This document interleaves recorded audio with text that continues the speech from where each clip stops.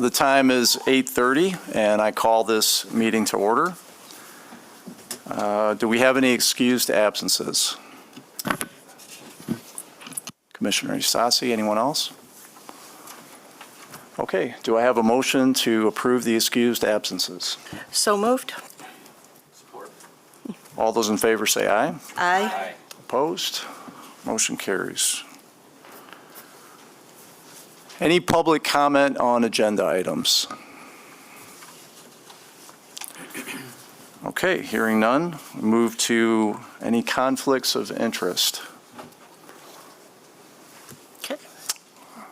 All right, hearing none, move on to approval of our minutes from our June 25th, 2025 meeting. Do I have a motion? So moved. Support. Any comments or revisions to the minutes? Okay, hearing none, all those in favor say aye. Aye. Opposed? Motion carries.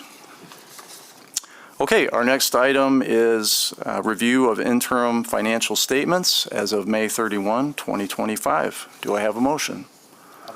Support. Good morning, everybody. Morning. So these are the financial statements as of May 31st, 2025, reflecting the first 11 periods of the FY25 fiscal year.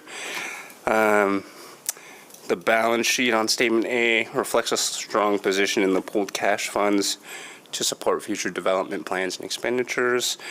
As of May 31st, the authority has spent 78.7% and 24.2% of its budgeted appropriations for the operations and revolving funds, respectively. Statement A reflects the balance sheet values for our assets, liabilities, and equities. Statement B is the updated revenue and expenditures through May 31st, 2025 for you. Statement B1 is reflective of the development project revenues. Through May 31st, there were no changes from April, but the FY25 tax values have been finalized. They're not reflected here, but should be reflected in the next statements. And then Statement C are the schedule of expenditures since the last statements that were provided that we would be looking for approval for. I'm happy to take any questions if you have any. Thank you.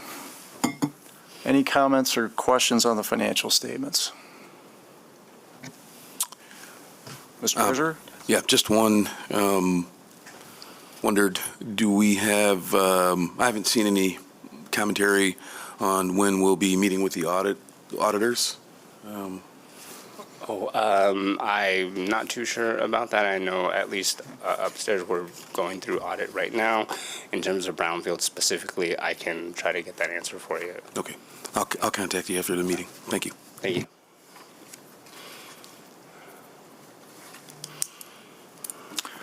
Anything else? Okay, thank you. Thank you. Okay, so hearing no further comments on our financial statements, we have a motion on the table. All those in favor say aye. Aye. Opposed? Motion carries. Thank you. Thank you. Okay, moving to our action items. Our first is a resolution approving and recommending a Brownfield plan amendment for the Breton Meadows redevelopment project at 4325 Breton Avenue Southeast. Do I have a motion? So moved. Kenzie, morning. Good morning. All right, so we're excited to bring forward this project that's located at 4325 Breton Road Southeast. So this, if you guys are familiar with it, there is an existing Family Fare grocery store that is on the property, which is currently vacant. And so the intent behind this project is to demo the existing grocery building and then construct 7 multifamily buildings, apartment buildings, with a total of 168 residential units. So this is located in the Roosevelt Park neighborhood, and it has about 168 residential units, 84 of those being 1-bedrooms and 84 being 2-bedroom units. And so you'll break out between those. 1 bedroom's about 620 square feet, 2 bedrooms being about 950 square feet. 82 of those 168 units are expected to be priced for households earning at or below 95 to 100% of area median income for the period of the Brownfield plan, which is 25 years. So $36.4 million in total project costs on this one, and about $28 million of those being hard construction costs. There are some pretty significant inclusion plan goals for this project, which we're excited about. So overall participation of about 15% or $4.2 million of the $28 million in construction costs. The project is pursuing Brownfield housing TIF. It's about $14.8 million in eligible activity costs all in. And so again, as I noted before, 20 years of affordability for those 82 income qualified units. And potential rent loss for this particular project is valued at about $12.1 million, or approximately $148,000 per unit over the 25-year plan. And construction is anticipated to start this fall of 2025, and anticipated completion being about December of 2027.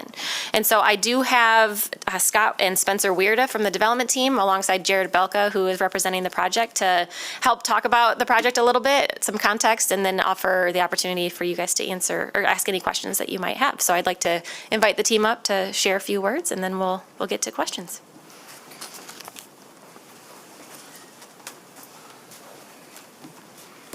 Morning, everyone. Good morning. I'll be brief because you want to hear from him, not me, but appreciate the opportunity to be here this morning. This is an exciting project for the development team.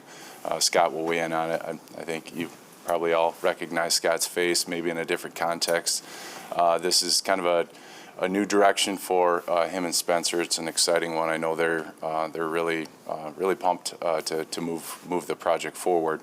Obviously, it's an exciting project, repurposing a vacant grocery store and bringing needed housing to the community. So I guess I thank Mackenzie. She did a great job in giving a project overview. I won't bore you in recapping any of that.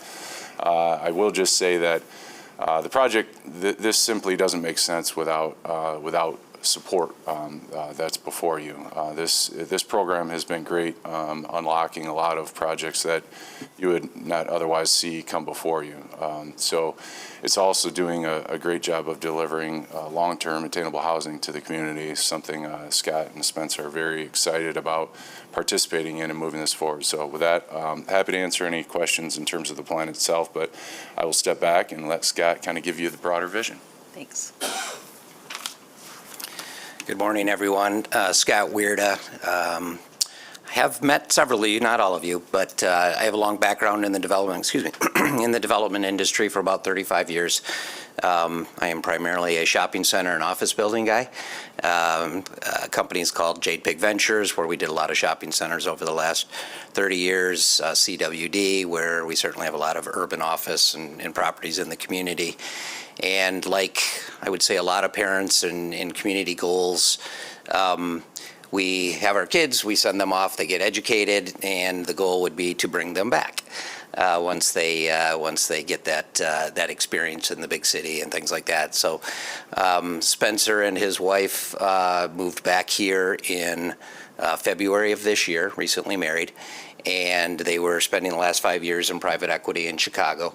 And Spencer's involved in over 3,000 apartment projects, units on a PE firm in Chicago. So tremendous experience in the category in a very short period of time, which you tend to get with bigger firms. And then when he came back, he's like, Dad, I really would love to focus on multifamily. And it's an interesting timing because of this housing TIF program. Where so many projects were not economically feasible, and I think you all know this, but it really is kind of something that I do think will move the needle in the significant needs that we have. I have owned this property for over 26 years, seen lots of cycles with this property, from a couple of different grocery store concepts. It's been vacant for years. We came into the city maybe last year, and we're starting to talk about maybe even a transitionary period. Let's look at some apartments on this, and then maybe repurpose the grocery store building for self-storage and that type of thing. That was almost a hedge, just trying to consider that if, learning more about the residential very quickly as I've gone through this, we've just decided it's best not to do a transition type project. Let's just take it down and then develop it. And the remainder strip is about 13.5 or so. We're going to use about 5,800 of that for clubhouse, leasing office, things like that.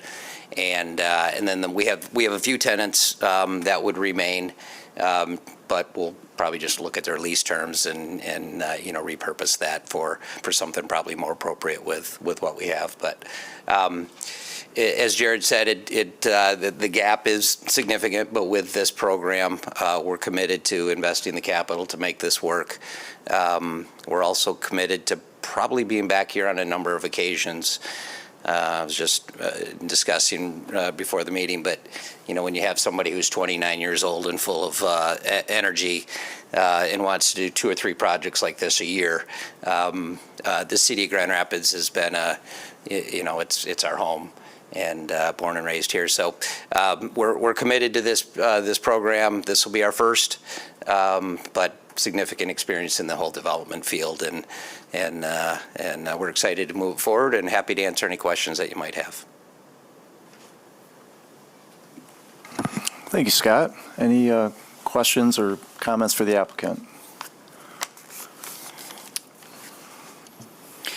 I just want to, hi Scott, Guillermo Cisneros. I just want to thank you for this opportunity and investment, in our city. This is, much needed. We need thousands, of units, in the next few years. But what excites me the most is the inclusion plan goals that you have. This is an amazing opportunity to continue to provide work and jobs, for different individuals throughout the city. So I'm very passionate about supporting people of color, Latinos, Blacks. So thank you for that commitment, Okay, and look forward to seeing how this project move forward. Okay. So thank you. Thanks, everyone. I got a question. Oh, I think we've got one more. Excuse me, I have one Scott, more thanks. question. I'm assuming you've been through the planning process with this? It's actually allowed by right. It is? Yeah. Oh, okay. Because I wasn't sure how it was zoned. Yeah, it's own commercial, but in the city of Grand Rapids, I'm probably speaking where others should probably speak on that That's behalf. okay. But it is an allowed right. Interesting. Yeah. Thank you. Yeah, Grand Rapids is wonderfully unique that way, and that allows this in a lot of different zones. Yeah. Yeah. Oh, yeah, and Jared just probably saying, have we had this conversation with Kristen in the planning department? Absolutely. So they've been, and we'll still have to get all the permits and, everything for the project. But yeah, we've sat down with Kristen a number of times. Yeah, I'm sorry, Lynn, go ahead. No, I was just going to say, I assume at this point, you wouldn't be here if you didn't know it was a done deal. Correct, But yeah. I was curious because it had to have been zone commercial, and I don't remember the code being that flexible, going from commercial to It's gotten more flexible. That's great, huh? Yeah. It's gotten considerably more flexible in the past several years. Thank you. I'm happy to see this. I was still on Planning Commission when you came for the storage, and I know that we were conflicted about, is this transitional or is this going to be storage for a long time? And in this area, while it may have been needed, it wasn't, the ideal use for such a busy area. So I'm really glad to see this, and I'm excited about the project. Thank you. Appreciate it. All right, thank you. Good luck. All right, appreciate the good discussion.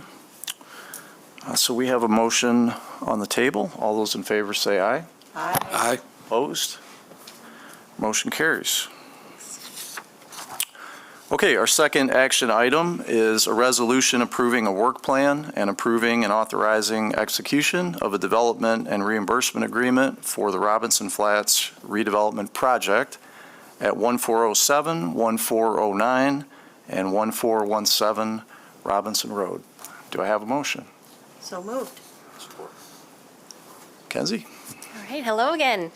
So I'm excited to bring this project back before the group again. It has been before you several months ago. It actually went to City Commission last week, Tuesday, and received approval of the Brownfield plan. So this is really the final step to package the project before sending it off to the Michigan State Housing Development Authority. So as a quick reminder, this is a project that's taking place on Robinson Road. There are 3 vacant parcels currently that there will be, building a 32,000 square foot mixed-use building with 24 apartments and 3 commercial spaces and 27 surface parking lot spaces. So we're really excited about this project. This is another project that the Corridor Improvement Authority, so the Uptown Corridor Improvement Authority, has chosen to pass through their tax increment revenue for this project. So it's about a $400,000 support for the project. And so we're excited to see this one go through and hopefully anticipate maybe some other projects doing a similar path. Again, $8.2 million in total project costs and about $5.9 million in hard construction, and there's about $515,000 in potential rent loss that this project is pursuing via the Housing TIF program. So again, we're ultimately looking for approval of the Act 381 work plan before you, and then we would be working towards providing a development and reimbursement agreement before you all and the development team, and then we would package this off to the state. Happy to take any questions. Thank you, Mackenzie. Any comments or questions on this one? I just wanted to clarify, this is down the street from my house. I don't have any conflict, but there is a house and some retail buildings on the site that will be demolished.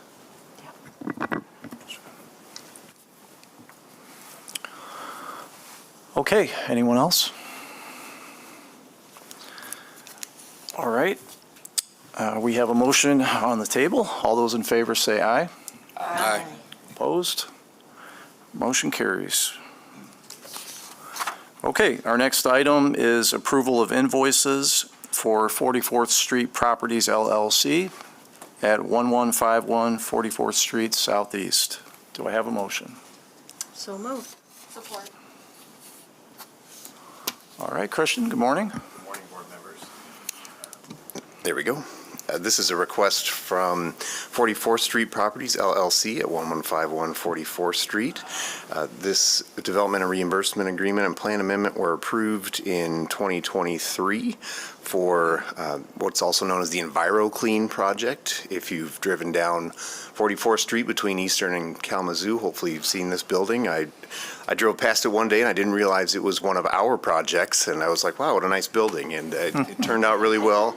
I was like, wow, that's ours. The total investment was $5.8 million with a maximum eligible reimbursement for brownfield activities of approximately $809,000.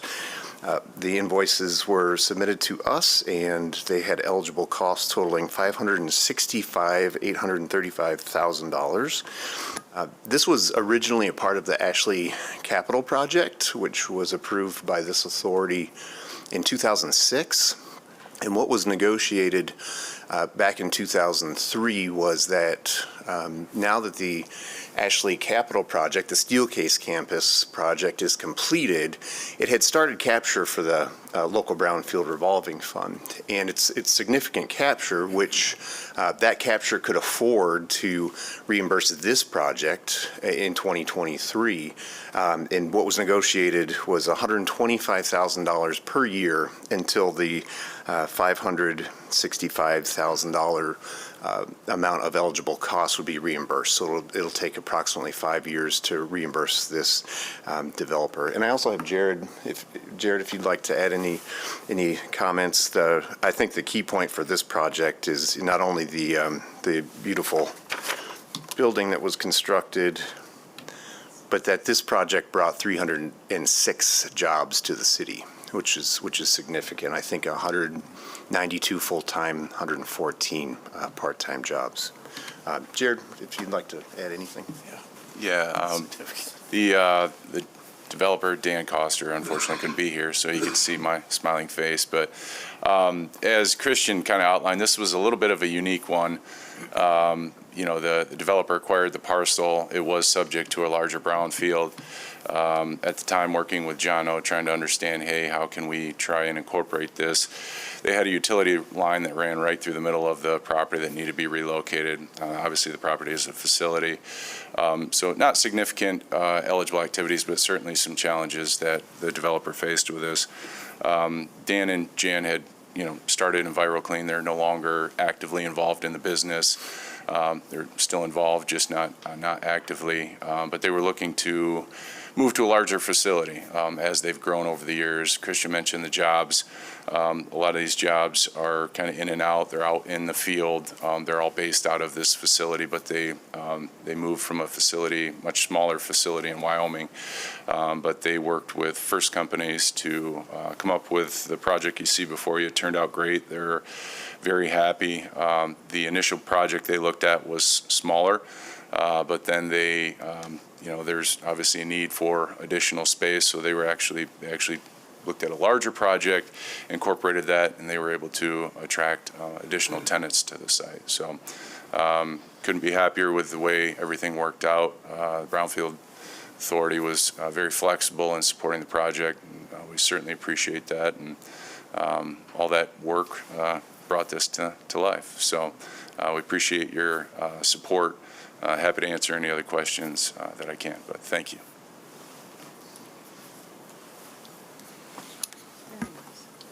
Any comments or questions on this one? Great job. Yeah, nice. Okay. Thank you, Christian. We have a motion on the table. All those in favor say aye. Aye. Opposed? Motion carries. Thank you. Yep. Thank you. All right, our next action item is an emerging developer grant in an amount not to exceed $157,538 for a project located at 807 Martin Luther King Jr. Street Southeast. Do I have a motion? All right, Mackenzie. Hello again. So I do have an exciting emerging developer grant project to bring before you this morning. As noted, it's located at 807 Martin Luther King Road, Junior Street, excuse me. And so the plan is to develop the existing vacant property into a mixed-use development that'll include ground floor commercial space and second floor residential apartments. So this particular project strongly aligns with the Grand Rapids master plan alongside the Southtown Business Area specific plan. The total development costs are about $1.15 million, and hard construction being about $827,000. This particular grant is requested to go towards eligible activities that include an environmental site assessment, so there will be a hazardous materials assessment that needs to be done on the site. In addition to that, architectural design services, engineering services, and pre-construction consulting and development services. So as noted in the beginning, the ask before you is for a grant not to exceed $157,538. And Vicki Runyon is the applicant for this project, and she owns the property and is working alongside Dion Bowles of Larlin Communications and Brad Mathis of Rockford Construction, who are both here to share a little bit more about Vicki's vision and answer any questions that you guys might have about the project in its entirety. So I would like to invite the team up to share a few words.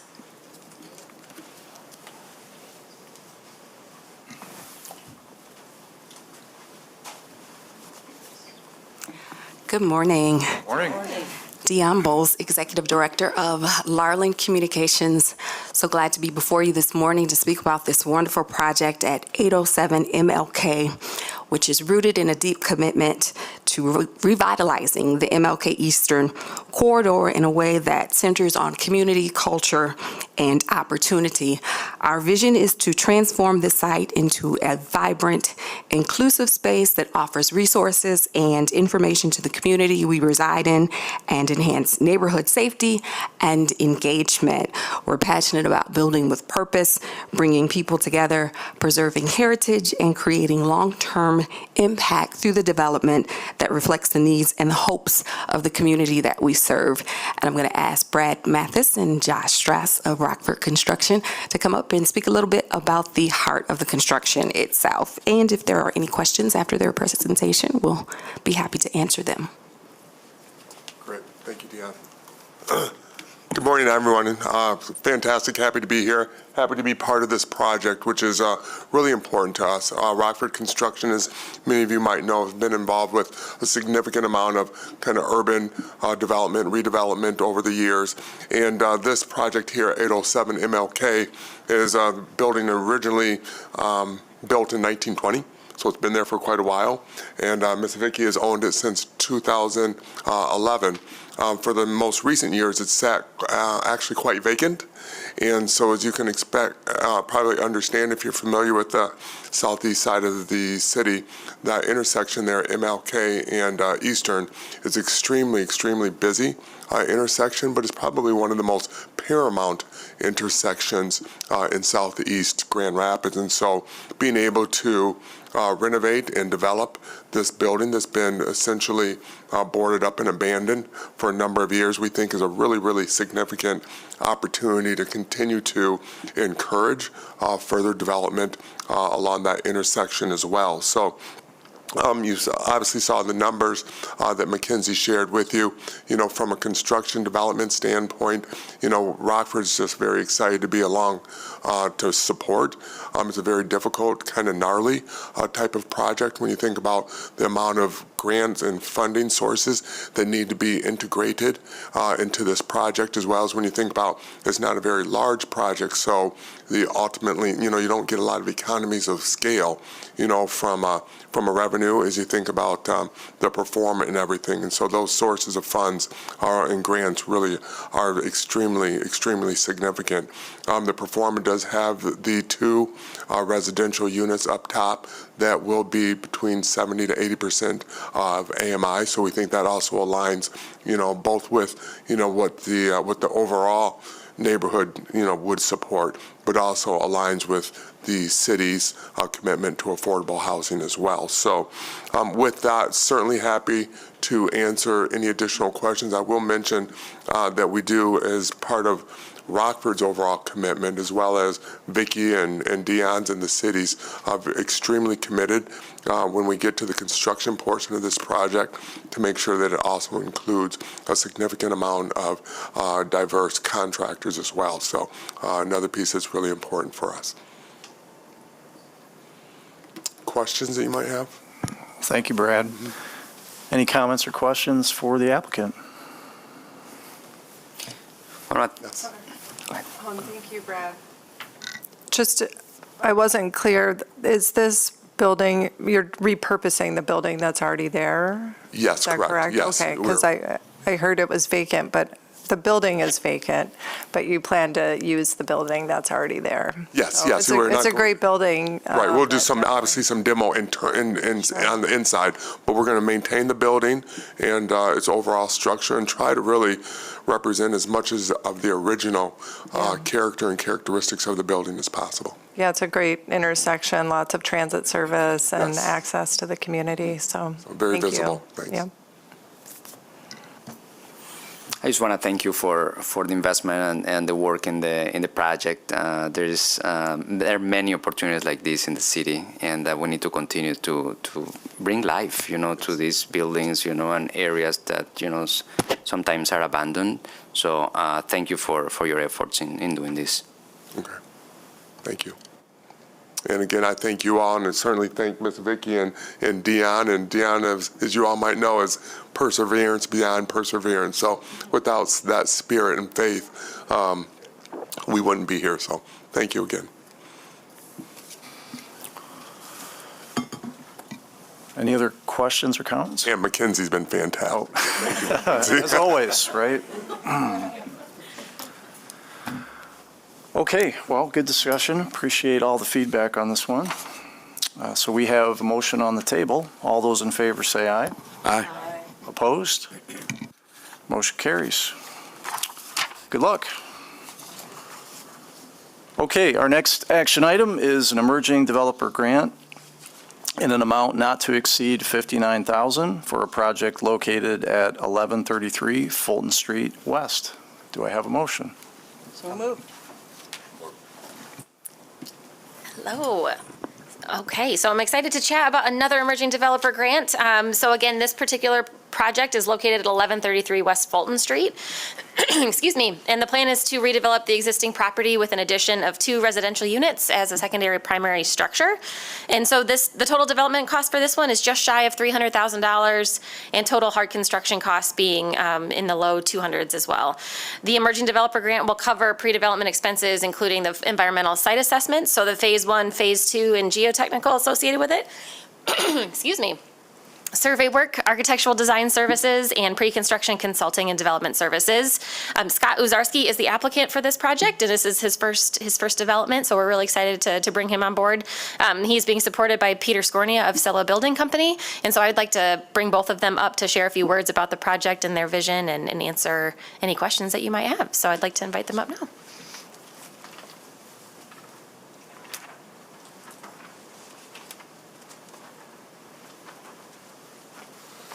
Good morning. I'm Peter Skornia, Sella Building Company. Scott is a coworker of mine. He is the site superintendent for Sella. He's been with us for a few years and has had the opportunity to see some of the other emerging developer projects that we've been fortunate enough to take part of. He's currently working at 1516 Cesar Chavez for Juan Lopez's project. And Scott and I have talked since he started with us about the opportunities of doing development in the city that I've been fortunate enough to take advantage of, and Scott has been really excited about it. He's owned this property for a few years. He'll tell you a little more. Hi, thank you for being here this morning.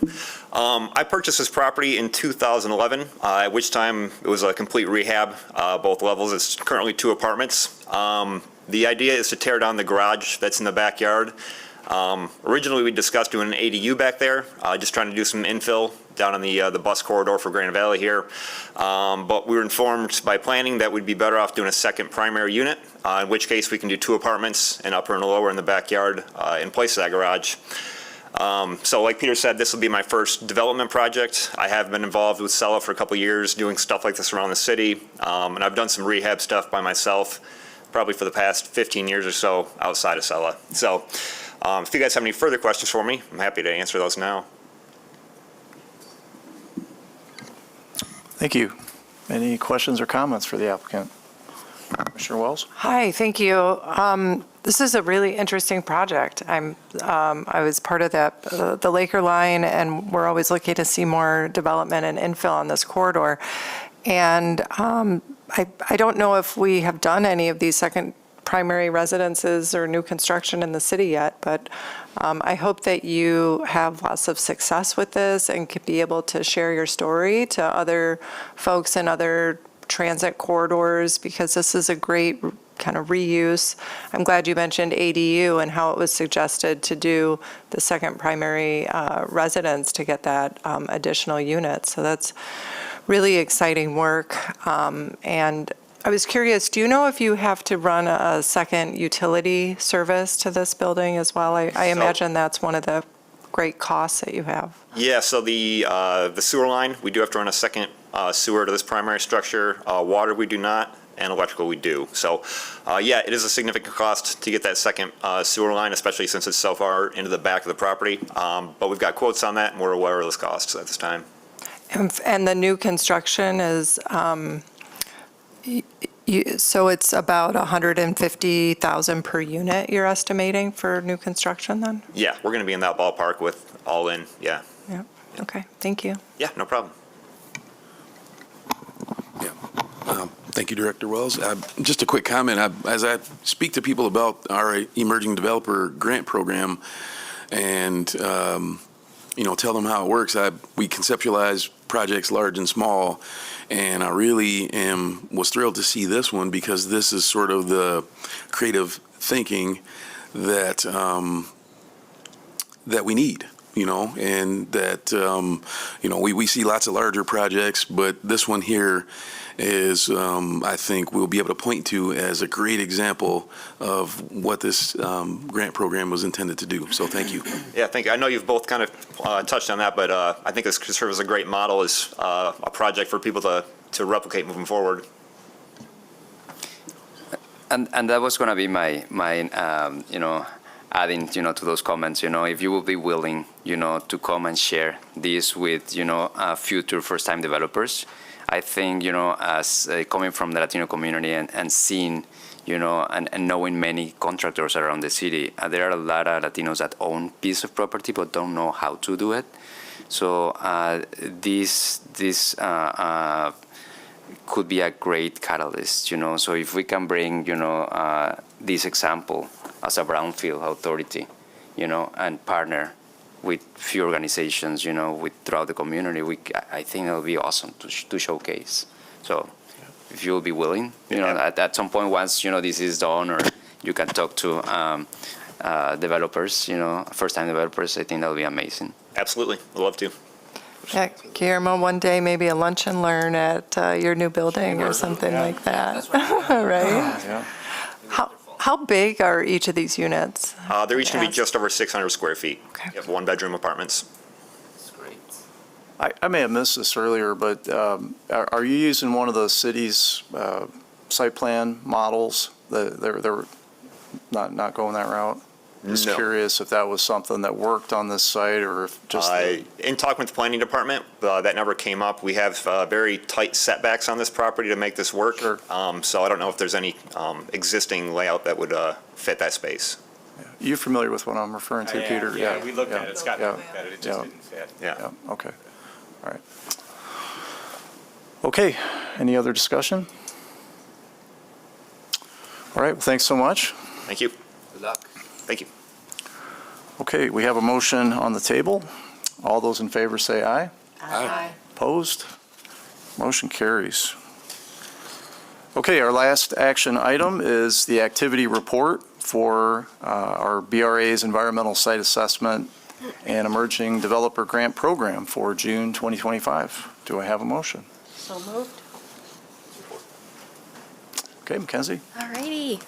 Okay, so I did want to just highlight specifically for today, really the environmental site assessment grant report. So as we are freshly into fiscal year 2026, I just did want to highlight that we did have a project that was approved in fiscal year 25, so located at 443 Sheldon.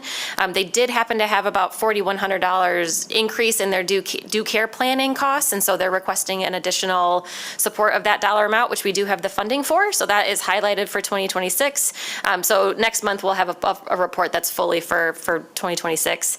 But there were no additional projects that came through, and so, in the June timeframe. So I also just wanted to highlight as well, I put together a similar report that highlights the emerging developer grant projects to date. And so I highlighted the two on the bottom, technically in fiscal year 2026 that we spoke about this morning, and then in addition to the ones that we have previously supported back until fiscal year 2024 and 2025. As you can see too, I broke out which ward that they're in, their address. As you can see, they're all in a neighborhood of focus, which is very exciting for us. And then who the applicant was, their total grant amount that has been approved, and then the dollar amounts that have been paid out to date.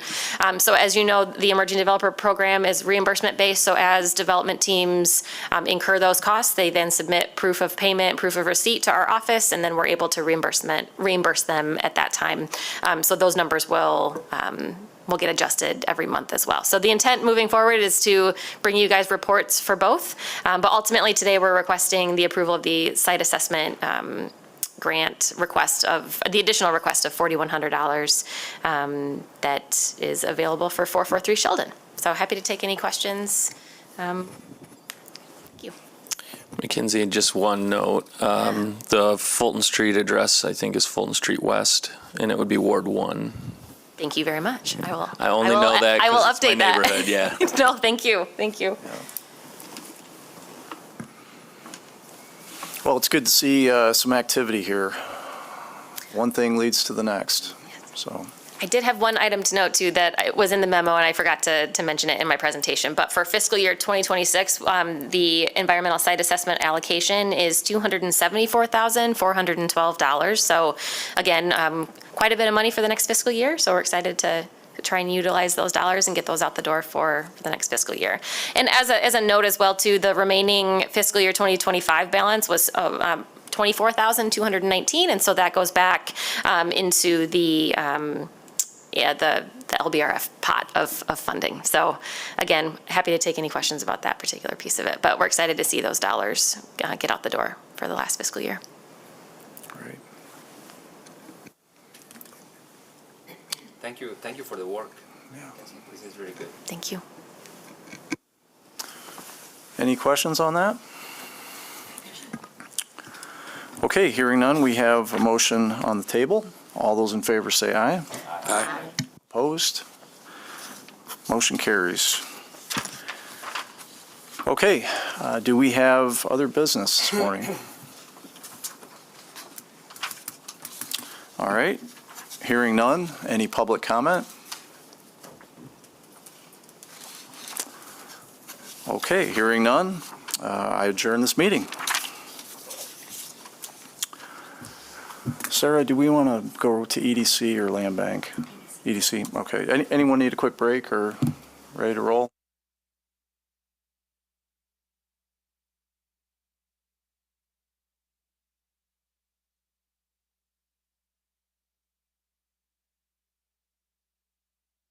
Have any public comment on agenda items? All right, any conflicts of interest? All right, moving to our approval of the minutes from our May 1st, 2025 meeting. Do I have a motion? So moved. Support. Any comments or revisions to the minutes? Okay, hearing none. All those in favor say aye. Aye. Opposed? Motion carries. All right, our next item is financial statements for fiscal year '26, the EDC budget adoption. Do I have a motion? So moved. Support. We have a presentation for that? We do not. Okay. We just have the memo in the packet. So at the May 1st meeting, the EDC took up the priority plan from 26 to 2030, right? And so at that meeting, we recommended that to go to City Commission for approval, and that happened on May 20th. And so now it's coming back for effectiveness for fiscal year 26, which started July 1st. And I don't have much to say about it. So I'm happy to answer any questions, but it's, you've got your total resources and appropriations accordingly on Okay. the schedule. Mr. Treasurer, any Yeah, just one question on the property sales. How do we arrive at that? I think this is related to 201 as far as the Scribner sale, and I am happy to follow up with more detail. Yeah. But I believe it's all Thank you. interconnected with Yep. that. My memory's jogged now. Thank you. Yep. Sorry. Anything else? All right, thank you. All right, we have a motion on the table. All those in favor say aye. Aye. Opposed? Motion carries. Okay, we have one action item, resolution of inducement and intent to approve revenue bonds and to amend the project plan for the Beacon Hill project, for the Beacon Hill at Eastgate project. Do I have a motion? So moved. Support. All right, thank you. This is the initial step to allow a inducement and intent to support the revenue bonds for the project at roughly Boston and Plymouth for Beacon Hill. This is across an 8-acre retirement community. It's been amended a couple of times since its inception. They began operations in 1960. Most recently expanded facilities in 2009 and 2015, which is my impression the Economic Development Corporation assisted with. I want to just give you a broad brush of what the project is, and then happy to field any questions alongside Jessica Wood, who's more familiar with bond inducements. So this is a renovation of 14 high acuity assisted living units and 15 renovated memory care units. And then there's new structures that comprise of 101 new independent living apartments for seniors, along with 48 new traditional assisted living unit residences. So lots more units here. It's a bond inducement up to $190 million. The project cost is expected to be $136 million roughly, but we're allowing for some wiggle room there. And again, this is the initial step, and we'll head to City Commission next, and then make its way back to the Economic Development Corporation through the various steps. So we'll see this again, but this is the initial step. Happy to answer any questions. I know it's a big project. Yeah, thank you, sir. I appreciate that. I have just a couple things. I think, so this is new for me, serving on this board, probably for others, I would guess. If we could just get a little bit of a quick recap on how this works and how we're empowered to actually do this, that would be helpful. And then the second piece would be, maybe a little discussion on, do we have a limit or cap on how much of this that we can do? I'm just kind of curious why we're not doing this more often. It seems like a great tool to help further larger projects. So, but yeah, take it away, Jessica. All right. Good morning, everybody. Can you hear me okay? There you go. Now can you hear me? Okay, so some of you have been through this before, I know. So, and in particular with Beacon Hill, because they keep coming back to the EDC to do this, which is really a nice partnership, frankly. First, let me start with your second question. The reason you don't see more of these days is because these same types of nonprofit borrowers can go to the Michigan Strategic Fund and do the exact same thing and borrow using a tax-exempt interest rate and not have to comply with prevailing wage requirements. Gotcha. Your statute, which specifically authorizes your EDC board to do this, as a matter of fact, it's one of the primary reasons for the existence of this board, is to issue these tax-exempt bonds on behalf of certain qualified borrowers, does contain a prevailing wage requirement. So that can considerably push up the cost of the project, which is why more and more applicants go through the Michigan Strategic Fund than what you're seeing these days. Years ago, you saw a lot of these, but that is why a lot of folks go there. Beacon Hill keeps coming back to you. And you are, just to be clear, you are a conduit issuer here. And I always have to make this really clear, and it's a really fair question given the number of zeros after this dollar figure. This in no way is an obligation of this board or the city, nor does it impact the city's credit rating. It won't even show up on their books, okay? Because it is the revenues of this facility that are pledged exclusively to repay the debt. So it's the legislature's way of saying we would like to offer certain qualified types of facilities a tax-exempt interest rate. They can't normally get that if they just go directly to a bank. We're going to authorize economic development corporations to do the borrowing for them. You will literally just be a pass-through, if you will. So what does the administration of this look like? Month to month, year to year, on behalf of EDC or the city? So virtually, it'll be out of your hands after you close on if you approve this, and we go through several steps, which I'll go over in a minute, because it really is going to come back to you like at least 2 more times. Once you obtain the loan, you literally assign it over to Beacon Hill, and you don't have to do another thing. Okay. If they ever want to refund that debt, which they did, I think, in 2021, they'll have to come back to you because it originated here and get your permission to do that. I know, Lynn, you've been through this project several times. So one thing that's a little bit quirky about this is that you're going to see that part of this resolution is requesting that your city commission appoint 2 special directors. So for 2 meetings, possibly 3, you're going to see 2 additional directors sitting on this board, only for the purpose of approving this project and issuing this debt. After that, they then step back off the board. they have to be residents of the facility, and so I'm going to have to ask applicant exactly who they have in mind for this. So, and then in terms of procedure, if you want, I can just Yes, really please. quickly Yep. go through this because it's there's a lot of procedure. Obviously, it must be worth it to them to get that tax exempt interest rate because there's a lot of steps here. So this is the first resolution that you see. Again, it's called an inducement resolution because the IRS regulations require a borrower to declare their intent to reimburse themselves for expenditures already made, and there's a limit to how far you can go back. So you have to do that expressly in the form of this resolution as soon as you can when you know that you have a project coming. So that's a big part of the reason for this first resolution that you're considering.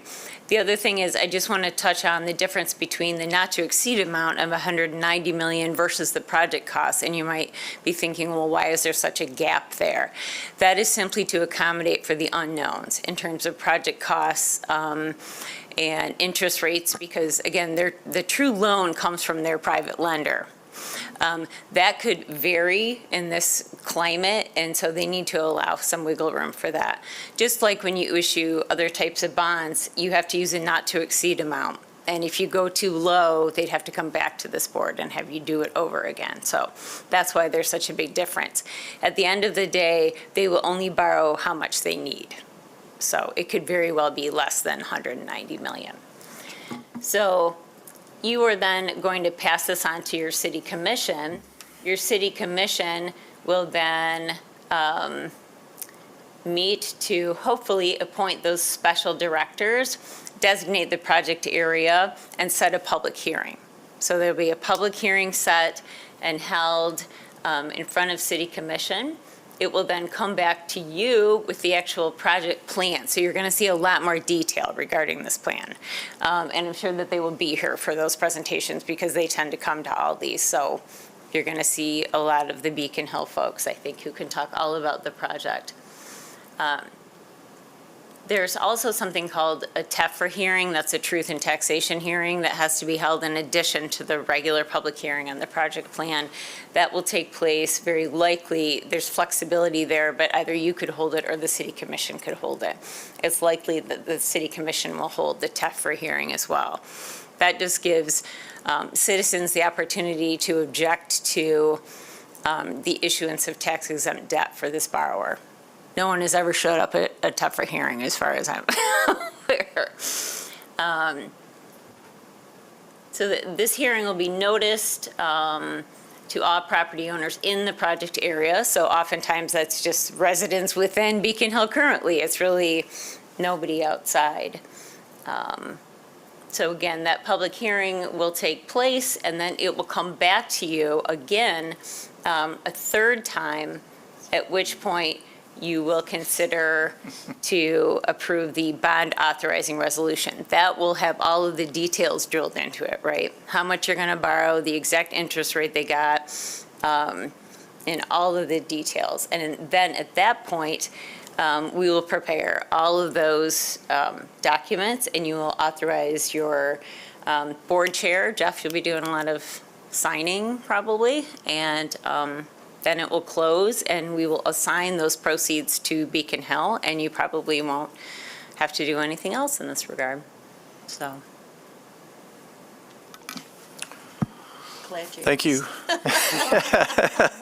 No, that's exactly what we need to hear. It's just Okay. some background, understand, the process, what we're getting into here.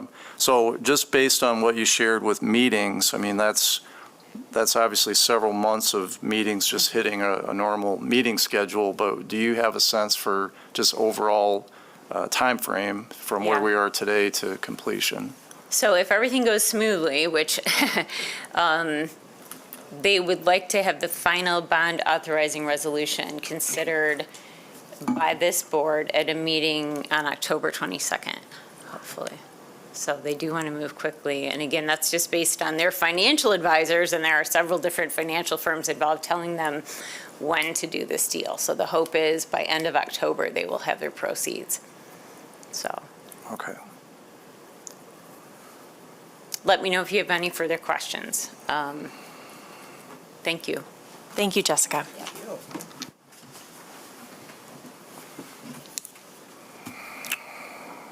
Everyone good to go there, or you need a breather? Or you're pretty quiet. Okay. All right, so yeah, step one here, we'll likely approve this resolution, and then it sounds like we'll stand by for some updates on next steps and at our next meeting. So, We did this a lot yeah, it sounds like in years past. you're a I pro, mean, a so, lot. You'd yeah. see people come back over and over and over again. It was crazy. Okay, so we have a motion on the table. All those in favor say aye. Aye. Opposed? Motion carries. All right, other business. Hearing none. Any public comment? Okay, hearing none. I adjourn this meeting. Thank you.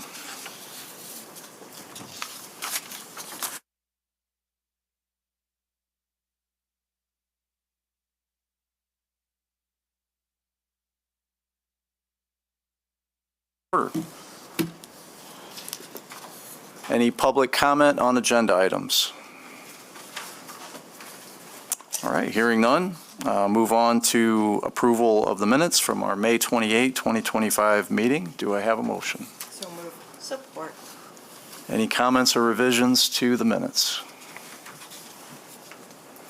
All right, hearing none. All those in favor say aye. Aye. Opposed? Motion carries. Okay, our one and only action item. Approval of towing contract. All right. Have a motion. Support, or move. Support. All right, Doug. All right. I know I said at the last meeting it was your last things to do, but this is your actual last land bank, except for Guillermo. Hi again, me. So yes, this is a simple one. It is a contract that's not really going to cost us any money. As I've mentioned a few times now, over the summer, we have seen an increase in dumping and parking and abandoning vehicles on our lots. And as of now, our property maintenance contractors don't have a mechanism to remove those. So they are just sitting on our code compliance list that I get every week.